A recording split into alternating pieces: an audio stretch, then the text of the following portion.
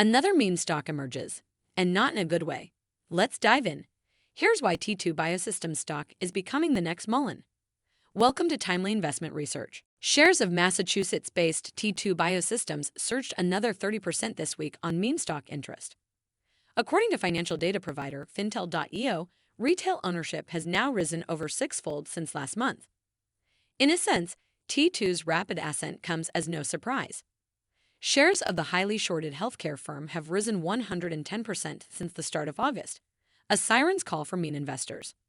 The firm also has 4 promising medical devices in its pipeline, several of which have FDA breakthrough device designations. To many non-healthcare investors, this sounds like a billion-dollar biotech waiting to happen.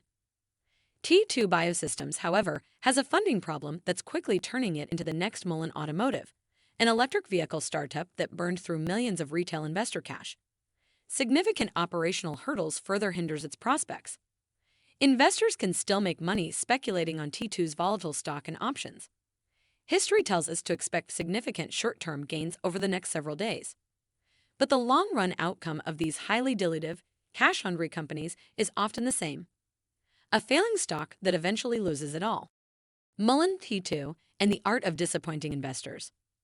T2 Biosystems shares some surprising similarities with Mullen Automotive, an electric vehicle startup that went public in 2021 in a reverse merger. Both firms had promising starts. Within a month of its listing, Mullen would unveil a good-looking and sporty electric crossover at the 2021 Los Angeles Auto Show and promised a high-end model would supposedly accelerate as quickly as a Tesla Model S played. T2's management announced similarly exciting news about its T2DX and T2 Candida panel soon after going public. But both firms proved to be disasters for investors. Mullen stock has now lost 99.97% of its original value, and the Mullen 5 launch date has been pushed back to at least mid-2026. T2 has lost 99.94% of its value. On Mullen's part, many will blame the EV startup's operational ineffectiveness. Its board of directors consists of real estate investors, a former security guard, and a host of corporate insiders. The lack of technical knowledge is evident. In April, the company signed a roughly $5 million deal with Lawrence Harge to access a device previously known as a battery life-enhancing technology, only to find the product was likely a fraud. The EV startup has also failed to produce much in-house. Its Mullen Go EV appears to be a rebranded Chinese car. T2 Biosystems is also plagued by operational issues. Its T2 magnetic resonance platform has been authorized by the FDA since 2014, and its T2 line detection system has been in development since that same year. Both have been disappointments. The former generates only $10 million in annual revenues, and the latter is still undergoing development. Analysts believe T2 Biosystems will remain unprofitable until at least fiscal 2026. How fundraising usually works. Fundraising issues further compound T2 Biosystems and Mullen's problems. Most public startups raise cash in 2 stages. IPO. In the first stage, companies go public in an IPO, direct listing, or reverse merger. This ordinarily comes with an enormous capital inflow and generates enough cash to keep the company afloat for several years. Secondary offering. In the second stage, startups will issue new shares. The new stock will dilute existing public shareholders, but these offerings are generally needed to help fund expansion.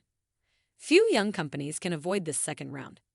The 2 phases are usually enough for most well-run firms. Facebook parent Meta Platforms raised $6.7 billion in its 2012 IPO year, and then another $1.5 billion the following year.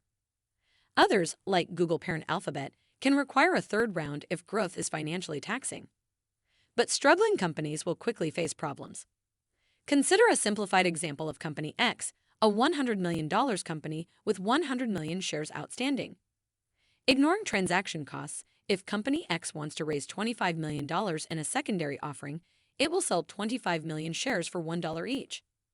The value per share remains the same since the firm's new $125 million valuation is divided by the larger 125 million share count. Now assume Company X has spent $25 million, reducing its overall enterprise value back to $100 million and its share price to 80 cents.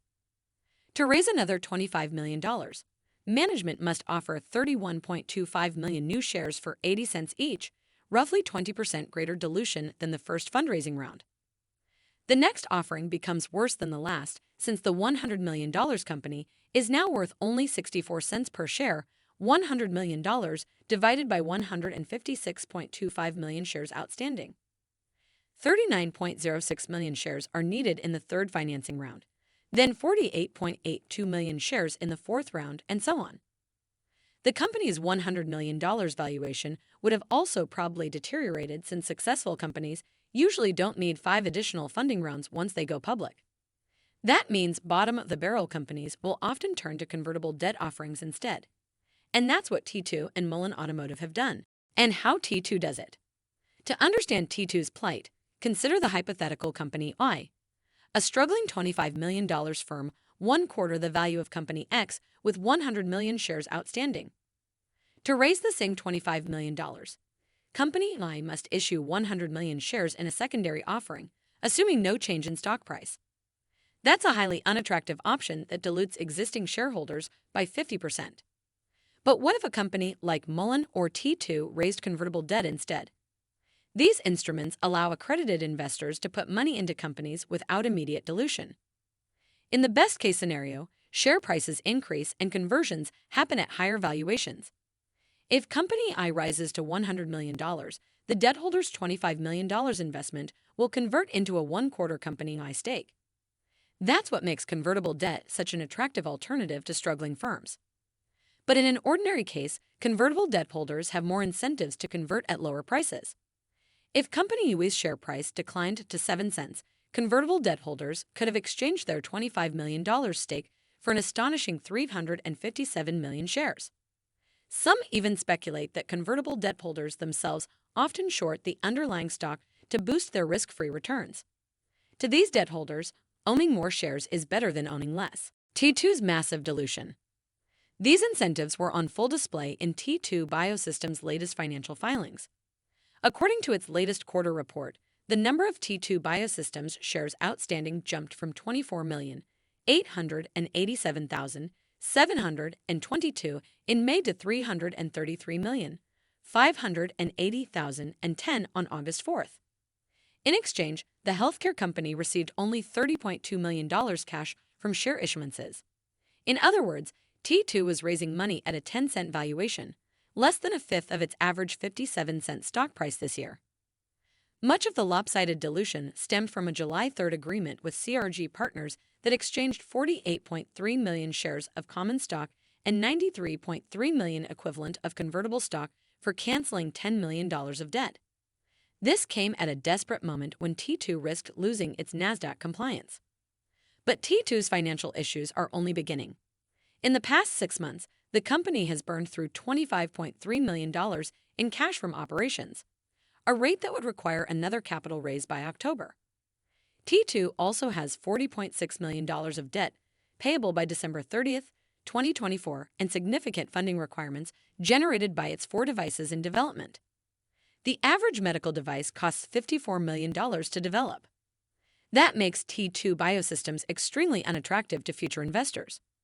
Term loans give CRG Partners an outsized say over TTOO Biosciences' finances, which automatically subordinates preferred shares. The company's enormous 14x dilution will also disincentivize any new convertible bondholders from buying in. Mullen stock has undergone a similar death spiral already. Since 2021, outstanding shares have risen by over 4,500% from increasingly dilutive issuances. Given TTOO's dire financial health, don't be surprised if it soon finds itself in that same spiral. Thanks for spending some time with us today, Timely Investment Research. We're so glad you did. If you found value in today's video, please give us a like, hit that bell icon to never miss an upload, and hey, don't forget to subscribe.